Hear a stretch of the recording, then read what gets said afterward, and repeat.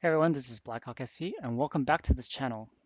Well, when I was doing the MechWarrior 2C Scorch guide, one of the questions I asked myself was whether I should feature the ERPPC or LPL Gauss build.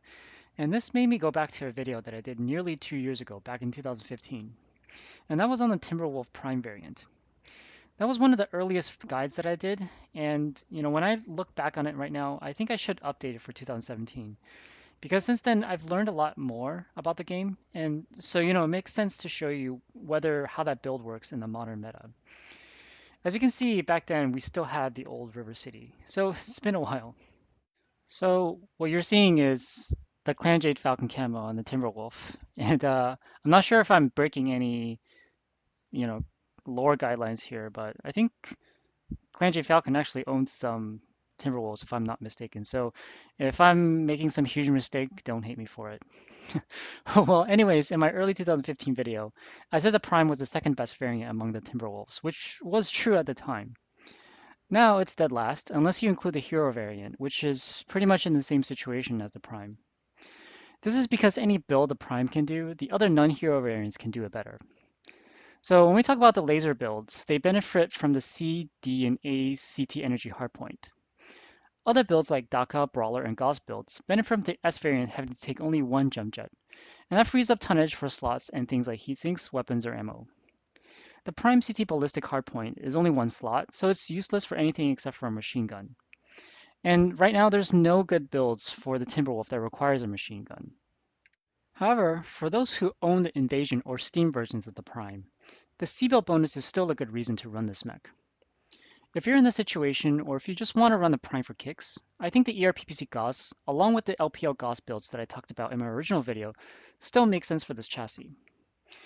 This is because these are the only two kinds of builds where the Prime has at least some arguable advantages that balances out the disadvantages. For both ERPPCs and LPLs, the C, D, and A variants have no advantages over the Prime. Compared with the S variant, the two JJs that you get when you use the S right torso can be helpful for ERPPC pop-tarting. And for the LPLs, the S version requires the A left torso, which gives you a couple of high energy mounts, but that comes at the cost of negative quirks and the larger left torso surface area, so it ends up being not strictly better. So should you run ERPPCs or LPLs? Well, in 2017, that question isn't as clear as it was back in 2015, so it really depends on your preferences. Now I'm going to show you a couple of gameplay videos so you can decide for yourself, and I'll also tell you my recommendation later on. So here we're demoing the LPL version of this build. So I'll be upfront about it. I think in the 12v12 public queue, I believe the LPL version is still better than the ERPPC version, and that's mostly because of the increased DPS of the LPLs. The LPLs are far more heat efficient, and that does make a difference over the course of a match. And with the 12v12, I feel like you do need to be able to um, output a good amount of damage to actually influence the game. So that's why it remains my preference right now. On maps like Canyon, this really will show if you get a map like Canyon or even shorter range maps, because those maps tend to get to shorter range fairly quickly.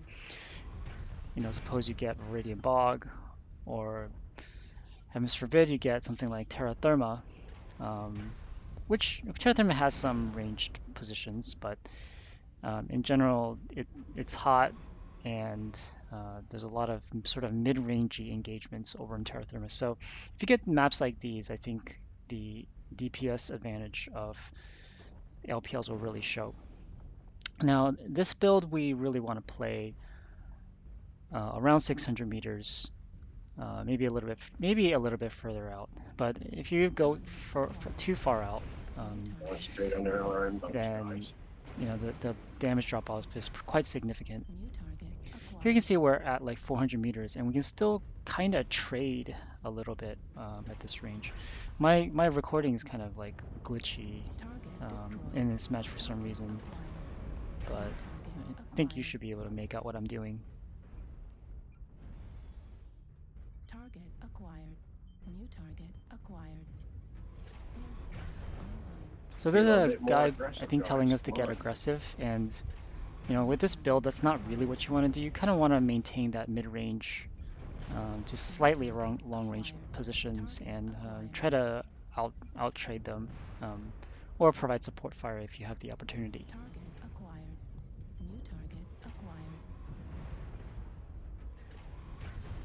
So here, you have the Kodiak here pushing up front, and we're just providing support. It's not an aggression mech. It's not a mech that to charge all the way up front with.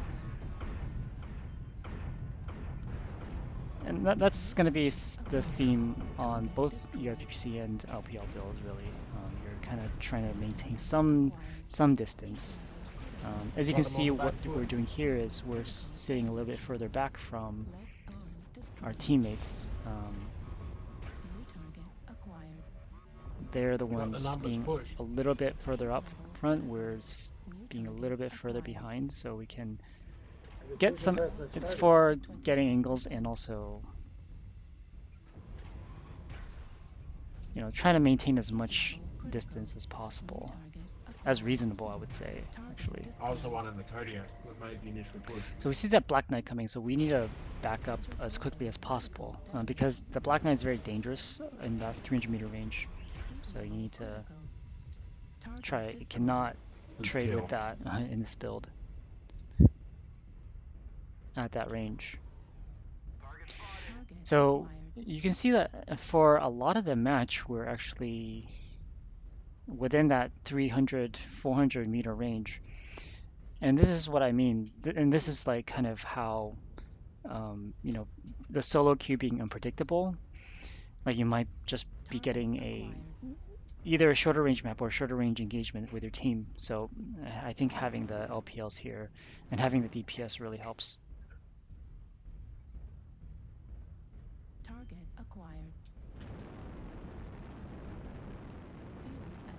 I do kind of want to compare it to an alternative build, which White and is Echo 3. the ER medium Gauss build that you can run on maybe like the Timberwolf C or something like that. But that build requires both the ERML range and Gauss Good cooldown kill. modules, That's not the and last you one. only have one weapon module slot.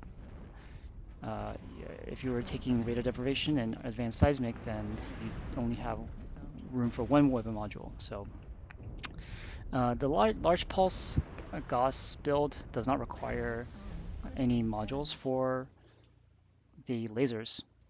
You just need the Gauss cooldown, and that's one of the benefits of this over, like, say, the medium laser Gauss build.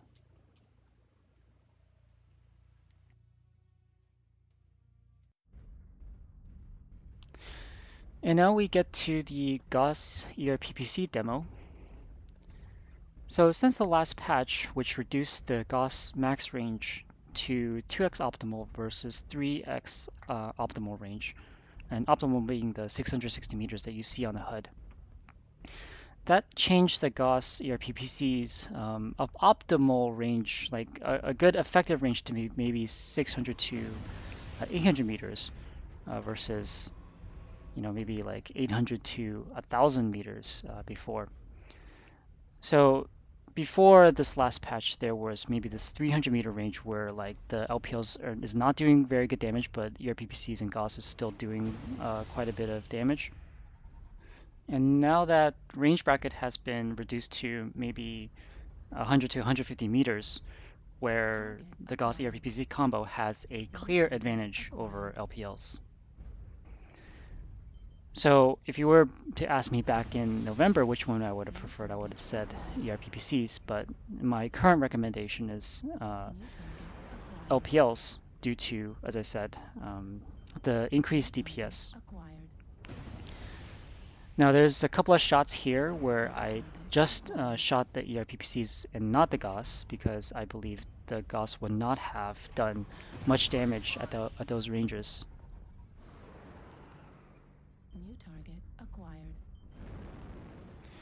And we would have preferred to stay over on the other hill, but our team is moving towards G8, so we got to move closer. The longer that you stay at range, the better you'll perform really in this build. But on cold maps, you do have the advantage of better heat dissipation. So if you do get Grim Plexus or get Frozen City, for example, then this build can be better than LPLs.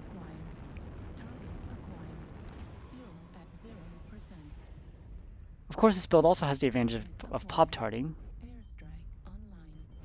I don't pop-tart too often, just because it the jump jet heats also further reduces your heat efficiency.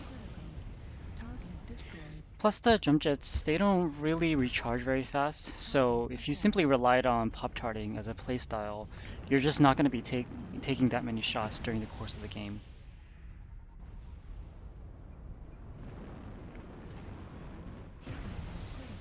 Missed that shot. Oh well. One other thing that turns me off about the Gauss ERPPC build on Timber is that the Nitro does that playstyle a lot better. The dual Gauss single ERPPC just has more DPS, plus the Nitro has more jump jets, which allows it to maintain that airtime. Plus the Nitro has better hardpoint locations. They're unlike the Timberwolf. The Nightjare's Gauss and ERPPCs are not very low mounted. And with the Timberwolf, you have to clear a lot of terrain to get that Gauss rifle out. So, and you know, when you combine that with the just having two jump jets and not getting a lot of clearance out of it, um, I just feel that pop tarting really isn't. It's an option, but it's not like a huge advantage that the Timberwolf that the Gauss ERPPC version has over the LPL version.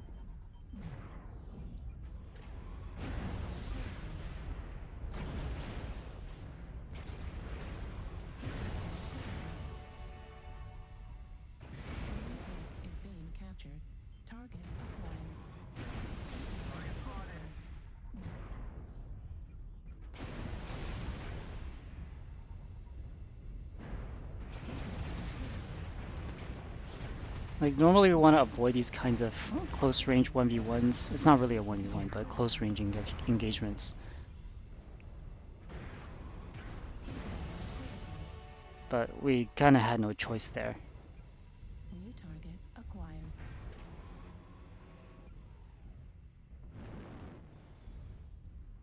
Enemy base is being captured.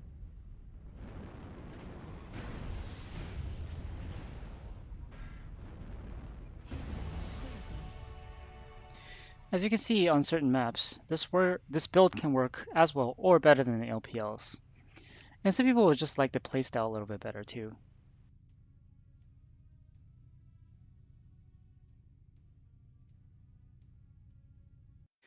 Well, I hope this video has made a difference in your decision about what builds to run on the Prime. Even with all the power creep that has happened in the last 2 years, it's still a very versatile chassis that's capable of running quite a number of builds in playstyle that I didn't even talk about in this video. But I do think these two are the most suitable for this variant. If you like this video and these kinds of in-depth mech analysis, make sure to subscribe to this channel and give this video a thumbs up. See you next time, MechWarriors, and bye for now.